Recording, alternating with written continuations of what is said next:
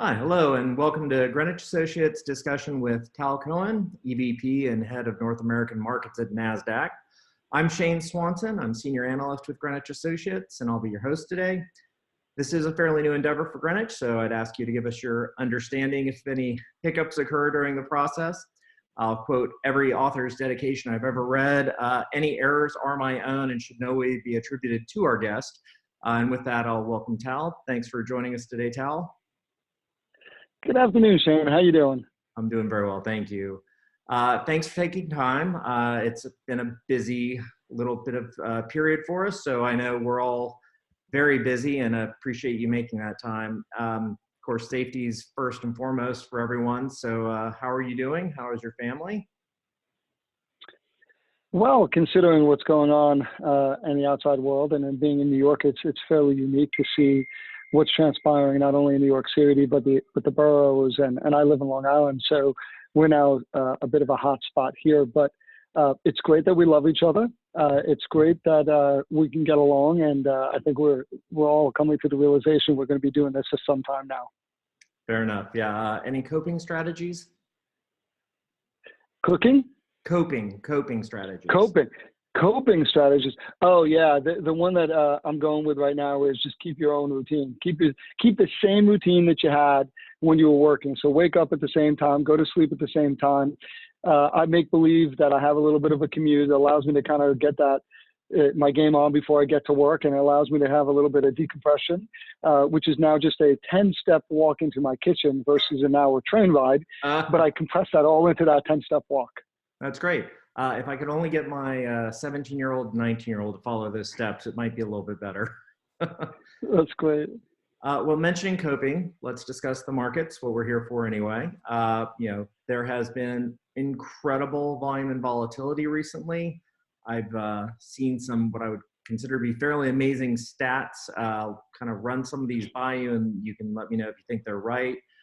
It sounds like the markets over the last period have had their highest 10-day averages that they've ever had. We've seen that hitting over 17 billion shares. Notional in that same time frame, nearly $750 billion, all in equities. I know the FX markets tend to do multiples of that, but for equities, that's an amazing amount of volume. I think the next highest 10-day average I'd seen was during the global financial crisis, and that was 14 billion shares and 404 billion in notional. So we're seeing these, crisis over crisis increases in volumes of well over 10% and notional of over 40. Is that comporting to what you're seeing on the Nasdaq markets? It is, and I'll just share a few stats with you from both our options and equity markets. So for the quarter, our equities markets, just total equity markets were 11 billion. Options were just about 25 million contracts a day for the first quarter. Now, let me just put that in perspective from a message traffic standpoint. We rolled into 2020, and I think our high from a message traffic on the option side was something like 20 billion messages a day or so. We very quickly, and this is how we saw the volatility roll through our markets. It came through options first and then made its way through equities, which is very different than what we saw in the financial crisis of 2008 and 2009. So in mid-February, we saw in heightened volatility and activity in options where we hit 60 billion messages in one day. And then consecutively, we saw our top 10 days ever in options between, say, the middle of Feb to the beginning of March. And during that time, we started to see a ramp up on equities. And in equities, we hit almost 5 billion messages in the beginning of March or end of February. And so that type of message traffic, that type of activity we've never seen before on our markets. It was good that we had done a lot of testing at year end and the beginning of January before the volatility hit to ensure that we had the capacity and throughput and the performance would not be degraded. And so systems performed well. It was a 2x plus for all of our systems.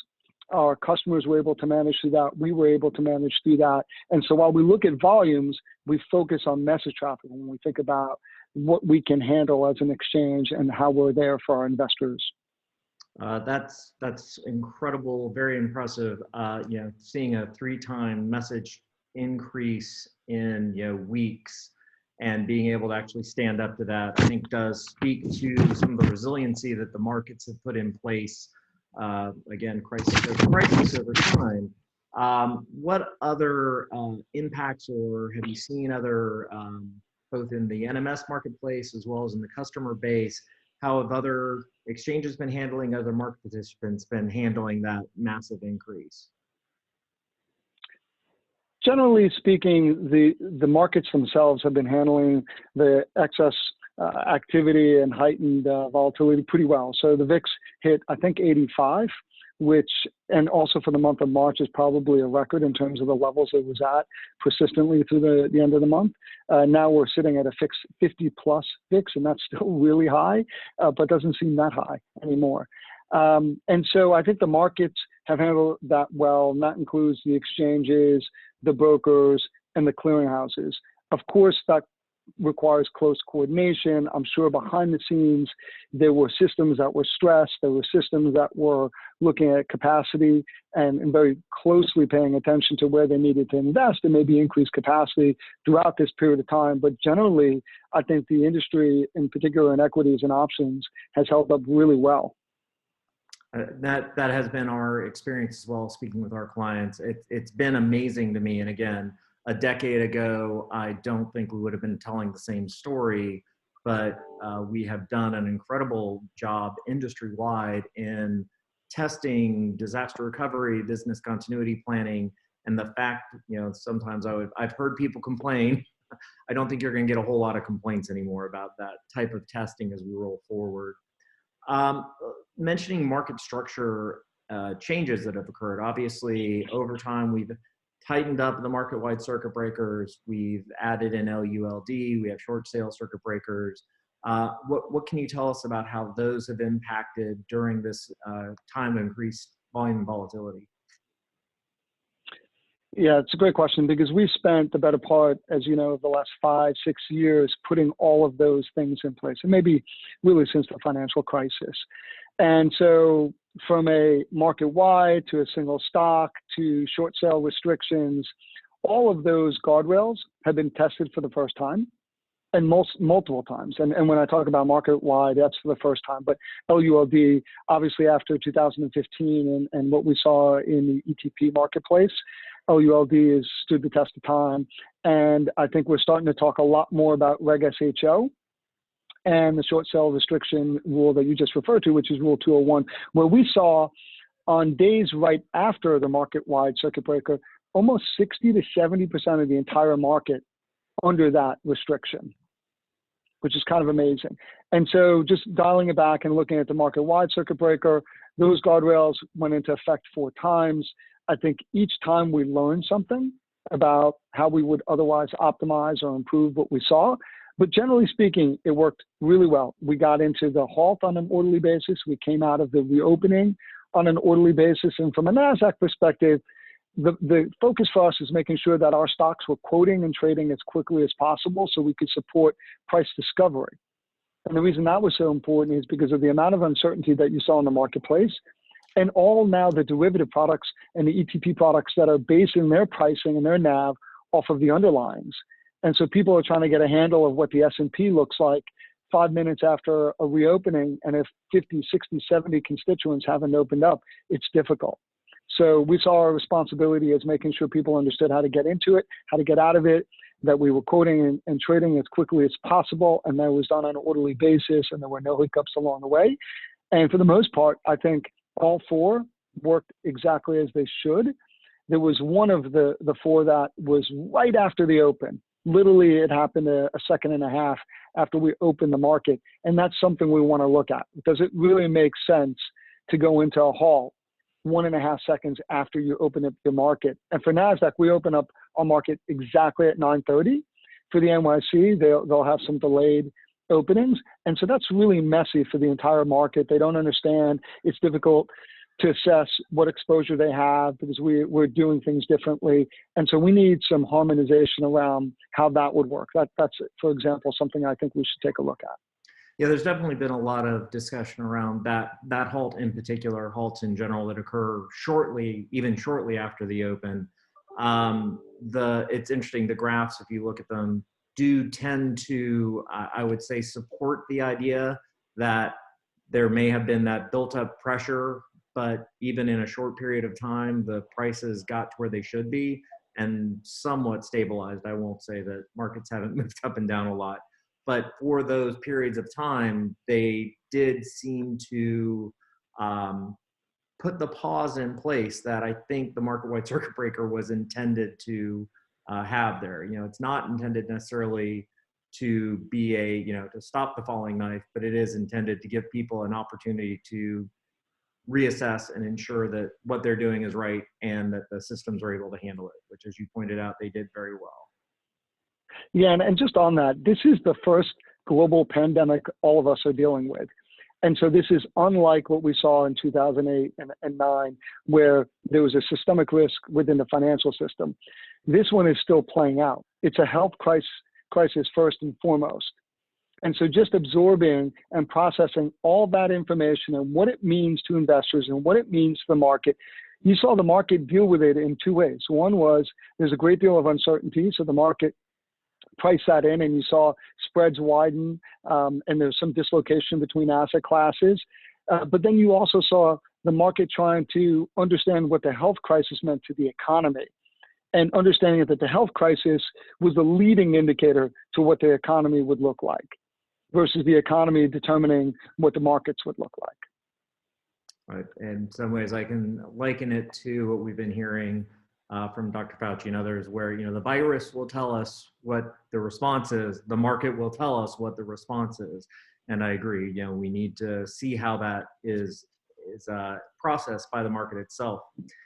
As we look at going beyond that a little bit, now we have some experience with this new environment where we are all working from home. So there have been challenges, I would say, in implementing that, but again, as an industry, we've done an extraordinarily good job of actually making that transition happen, and happen in a very rapid fashion. It did roll out, but historically it was always, we'll operate from home or from another location for a shortened period of time until we can all go back to the office.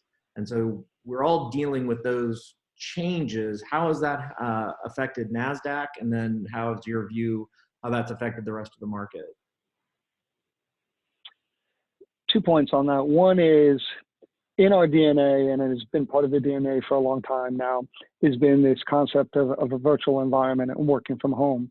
And so that wasn't very difficult for us to embrace, because we've had many of our employees from time to time work from home. We've actually, through our business continuity plans, have tested that out.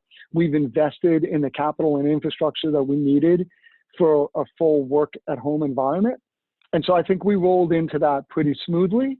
We feel pretty good about our ability to operate the markets without interruption at the levels you're seeing today, while all of us, almost all of us, work from home.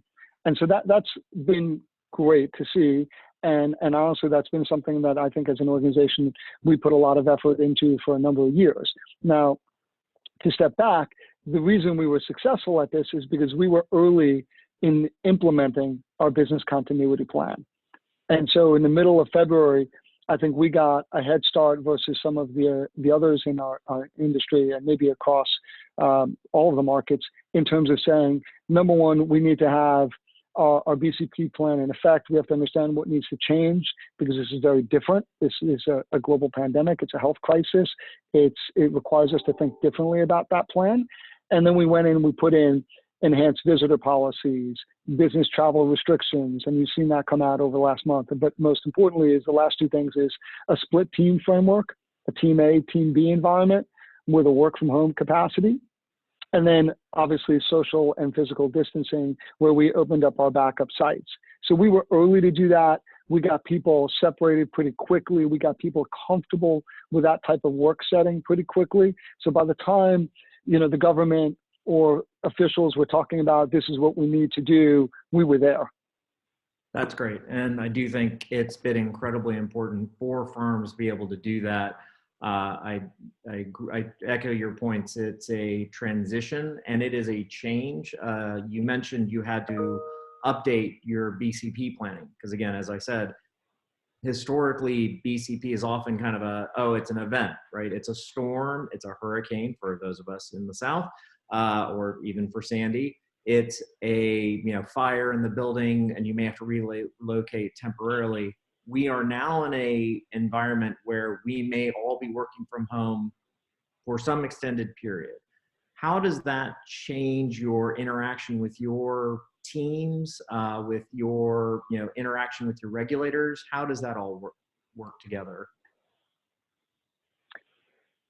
In a multitude of ways. The first is with our employees, we need to make sure that they have that connective tissue. They still feel like they're part of Nasdaq, even though they might be at home, working alone, probably not seeing their family for most, if not all, the workday.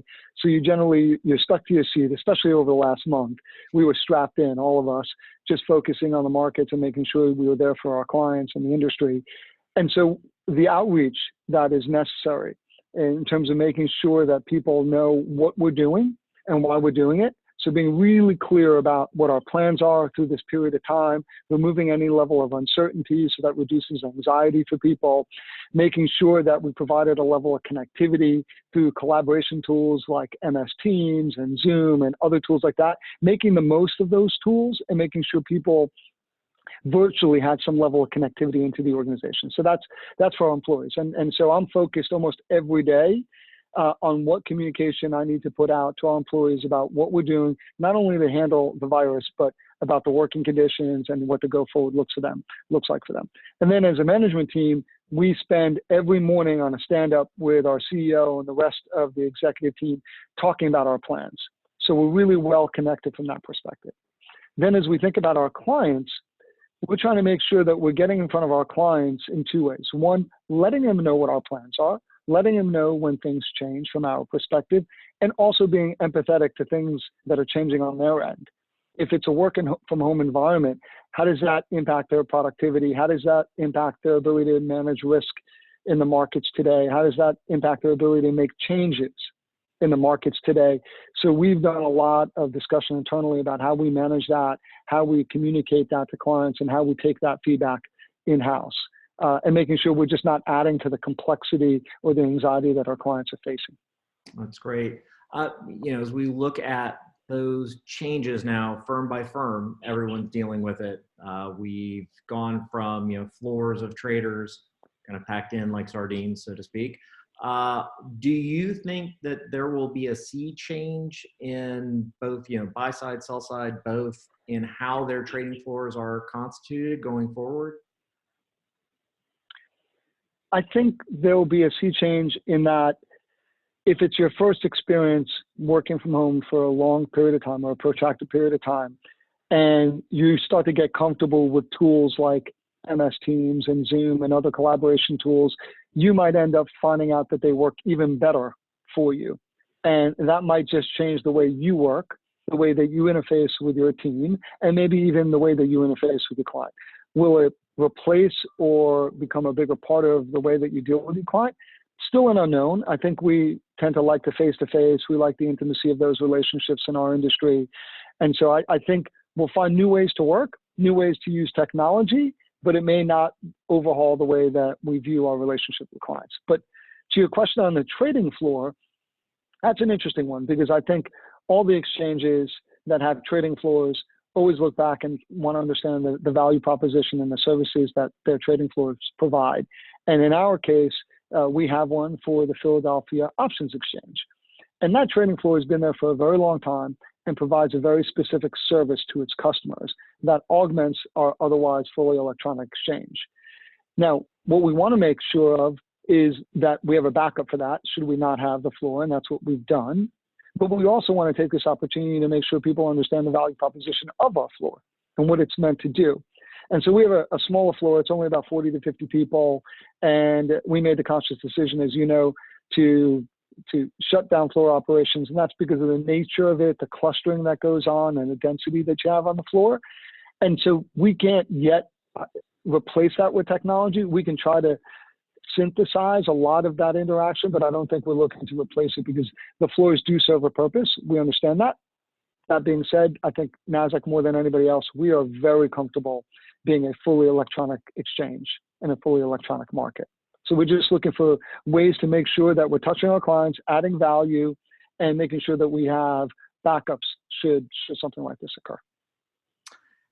In terms of volumes, post the closing of your floor, the NYSE floor, have you seen changes in the makeup of the volume? Has volume moved from one exchange to another? Have you seen any of that? We did see that initially because we had closed our options floor before NYSE had closed theirs, but around the same time that CBOE and CME closed theirs. So I think there was a sequential set of events there. And so we saw a bit of a change of behavior and a dip in our market share for a few days. And then once all the floors had closed, two things happened. One, there was a reshuffling of that order flow in terms of how it would be presented into the marketplace.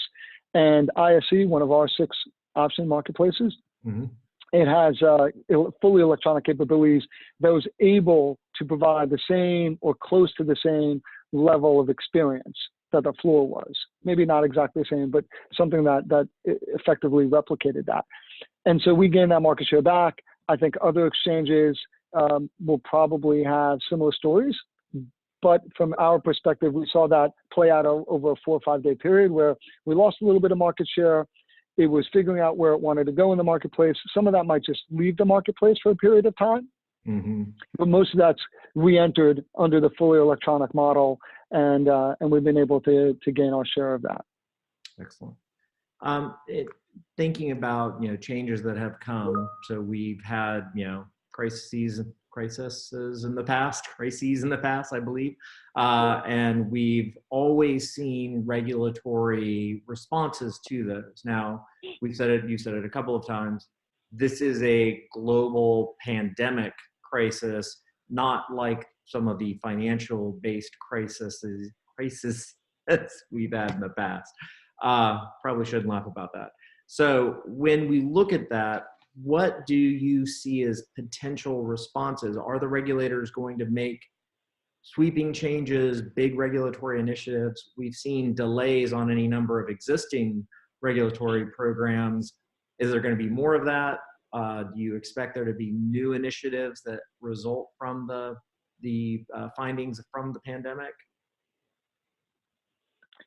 So I think there's a few things to look at there. One is how the market guardrails have worked. And is there an opportunity to optimize or recalibrate the market guardrails? And the obvious question is, did market-wide circuit breakers work the way they should have?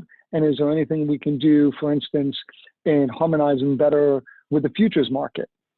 And we saw that because the futures market has a 5% limit up, limit down, but then once you hit 930, obviously you can go up to 7%. And so there was some uncertainty as to where the market really was. Right. If you headed in through a halt. And so I think harmonizing that and getting better visibility into where the future markets are really at, maybe they should extend it to 10% so that we have a line of sight into what we're going to get at 930 and therefore can make the right decision at 930 about what should transpire with the markets. So that's one example. And I think the SEC is conscious of that, looking for data on that, and we want to be part of that with the other exchanges. That's one. Two is the equity markets and the option markets have, by and large, worked really well. The functioning of the markets have been very strong. Now, the direction of prices in the market is a different question. But where you can source liquidity, how those markets are functioning for investors, are they allowing them to express their risk tolerance? Are we providing the right level of risk management across the exchange infrastructure to help them express that sentiment and then also absorb that kind of volatility in those news updates? And I think for the most part, we've done a really good job across the equity markets and the options market. So we would probably say to regulators, be very careful of making the markets more complex. Make sure that you take note of how we handle this crisis versus maybe the fixed income markets, where you saw a lot of dislocation, an impairment of liquidity, a deterioration of demand and supply in that market that you didn't otherwise see in the equity and options market.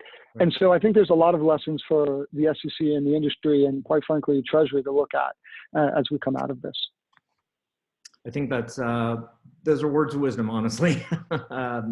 We don't want to fix something we don't want to break something that's working well. And if we add in tremendous more complexity, there's always the question of what will happen when the next big event occurs. So I think that makes a lot of sense, and focus on those areas where there could be improvement. Hopefully, there is a long-standing idiom or phrase in the legal environment that bad facts make bad law. So hopefully we don't see that happen here. There's been certainly some pretty sobering stats that have been shared nationally around what may happen with the health impacts from the coronavirus.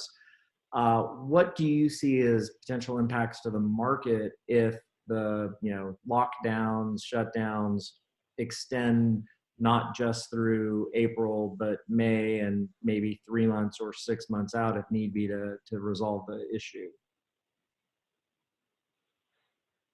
The starting point for us as an exchange operator is we want to be part of the solution. And what we've said to government, if this is extended from a lockdown perspective, do not consider shutting down the markets. That will add to the fragility of the markets. That will add to the uncertainty and add to the volatility. And we saw that even in the Philippines, where they shut their market down for 2 days because of concerns over infrastructure. When they opened back up, it went down 26%. And so sending that kind of signal to investors, I think, would be a bad idea. There's also implications to people warehousing risk and what that means for them if the markets should shut down. And then, by the way, investors in their time of need to be able to access the market for capital and liquidity. And then on the issuer side, we've still seen pockets of opportunity and activity for biotech and healthcare. And these are important companies to get out there, because what if they're working on a cancer treatment, or what if they're working on something related to the virus? So that's our feeling towards the markets operation. We want to be part of that solution. In terms of the market's reaction to the news that's going to come out tomorrow and next week and the following week, I think two things. One is it's unprecedented. We've never seen numbers like this. It's unclear that we're able to process whether these numbers are an indication of the long-term future or just a blip for the next 6 to 9 months, as we see these incredible unemployment numbers, incredible infection numbers, and really a halt to discretionary spending for most of the economy. And so those are really troubling. But I think on the bright side is the Fed and the government have recognized this, and they basically both said, we are going to do whatever we need to do to make sure that we're there for society and the economy. And I think what the Fed's done is effectively, over the short term, created a bridge for fiscal stimulus. And now we have an idea of what that fiscal stimulus is, and it's about execution for the government at this point. If we start to see execution on that fiscal plan, which means getting money in the pockets of small businesses and individuals that need it, that's going to be huge. And then from a communication perspective, if they communicate with clarity and conviction and with certainty, that will serve to calm the markets. Thank you. I think that's great. The communication point is so incredibly valid. And again, we all think about market structure and how the markets operate and our click, right? And knowing all of that, trying to educate investors wherever we can about it. This is so much more critical to get clear, concise, evidence-based information out to the public on the virus, on the economy, and on how the market infrastructure is operating. And again, things have, in incredibly volatile and unprecedented times, operated incredibly well. So I think it's a testament to the industry, actually, that we've been able to do that. you know, we started off talking a little bit about, you know, family and kids and, you know, how you're adapting to working from home.